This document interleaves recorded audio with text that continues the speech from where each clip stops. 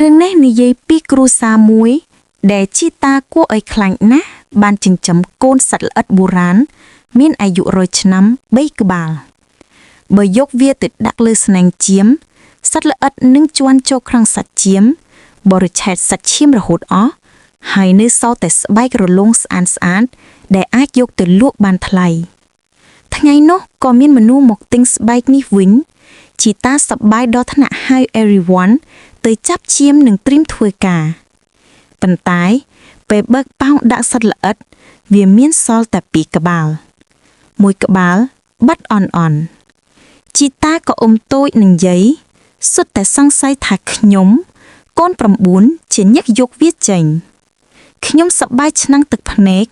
ព្រោះគាត់ជាច្រើនដងគិតថាខ្ញុំជាកូនដែលជូរចិត្តលួចអីវ៉ាន់ប៉ុន្តែខ្ញុំចាំបានថា3ថ្ងៃមុនអ៊ំតូចបាននាំមនុស្សចម្លែកពីរញឹកទៅក្នុងផ្ទះទោះជាយ៉ាងណាអ៊ំតូចមិនទុកឲ្យនរណាសង្ស័យឡើយ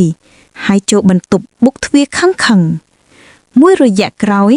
ខ្ញុំបានឮសំឡេងអ៊ំតូចអស់ស្រែកពេលរំខានខ្ញុំពន្លឺទ្វារចូលទៅ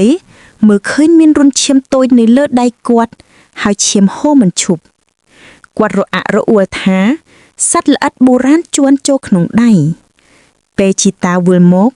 វាមានសភាពអាក្រក់ណាស់ដល់ថ្នាក់ដៃឆ្វេងរបស់គាត់คล้ายជាពណ៌ខ្មៅក្រហមជីតាមិនចាំបាច់គិតយូរបន្ទាប់ពីឮអ៊ំតូចស្រែកកាត់ចោលទៅជីតាដាក់ឆ្អឹងដៃកាប់ដៃគាត់ចោលដោយសន្លឹះតែមួយឈាមហូរដោយទឹកជ្រោះ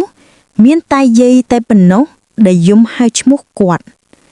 ជីតាចេញរៀបរីគ្រឿងរទេះមួនដើម្បីយកអ៊ំតូចទៅមន្ទីរពេទ្យហើយប្រាប់ខ្ញុំថាយប់នេះទៅស្នាក់នៅផ្ទះតាពូរបស់ខ្ញុំនៅចុងភូមិខ្ញុំត្រឡប់មកផ្ទះដើម្បីយកអីវ៉ាន់តែពេលឈប់នៅជ្រុងចៀមខ្ញុំលឺសត្វចៀមទាំងអស់បង្វែកក្បាលមើលខ្ញុំស្ទើរតែមិនក្រឡេកភ្នែកខ្ញុំខ្លាចរហូតរត់ចូលបន្ទប់នៅក្នុងបន្ទប់មានតែស្បែកដៃរបស់អ៊ំតូចដែលសត្វល្អិតបានញ៉ាំអស់សាច់ហើយសត្វល្អិតក៏មិនឃើញនៅដីខាងក្រោមមានឈាមមួយដំណក់ធំដែលខ្ញុំស្ទាបបំបែកវាទាំងសាច់ឈាមរលារួមជាមួយឡើងវិញដូចជាមានជីវិតការគួរឲ្យខ្លាចបន្ថែមទៀតគឺមានជាតិក្តៅមួយទម្លាក់ចូលភ្នែកខ្ញុំប៉ុន្តែពិបាកជឿថាមិនមានអីប្លែកក្រោយពេលថ្ងៃលិចខ្ញុំតាមប៉ាក់ជីតាទៅស្នាក់នៅផ្ទះតាពូនៅទីនោះខ្ញុំឃើញបន្ទប់ស្ងាត់ងងឹតនិងក្លិនស្លុតឆ្អាបគួរឲ្យខ្លាចពេលខ្ញុំប៉ះតាពូភ្ញាក់ឡើងភ្លាមនិងក្នុងភ្នែកគាត់មានសត្វល្អិតពណ៌ក្រហមស៊ីយកជាន់វិលលើដុំភ្នែកខាងស្ដាំទៅឆ្វេងខ្ញុំភ័យដល់ថ្នាក់រត់ចូលជ្រុងបន្ទប់តាពូលុបឡើងបើកភ្លើងហើយនិយាយថាខ្ញុំចាំបាច់មើលខុសគាត់បន្តទាមទារឲ្យខ្ញុំនឹកហួតញ៉ាំអារម្មណ៍ខ្លាចឲ្យគេងជិតគាត់តែពេលយប់ទាំងស្រុងខ្ញុំមិនអាចដេកបានឡើយគិតតែអំពីសត្វល្អិតលើភ្នែកគាត់